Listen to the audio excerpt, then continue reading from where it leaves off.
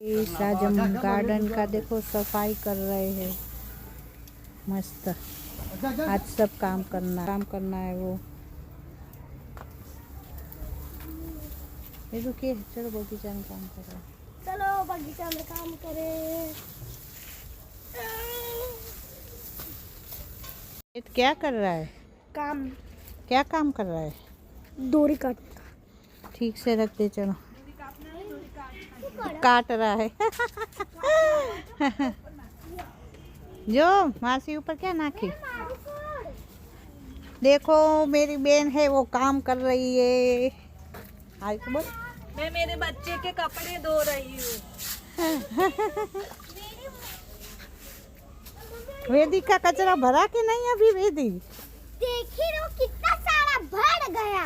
और कोई ऐसा केड़ी को कोई उठा के पास फेंक दो, पीछे फेंक दो तो भी कोई नहीं फेंकता। वेद कचरा फेंक दे। चल ये तेरा काम है। चल मेरा झाड़ू मारने का।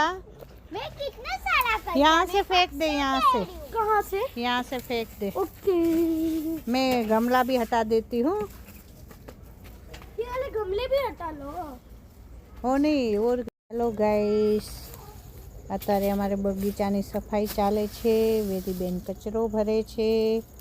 વેદીબેન શું કરો છો? હું કચરો ભરું છું, મારા ગાર્ડન સાફ કરું છું।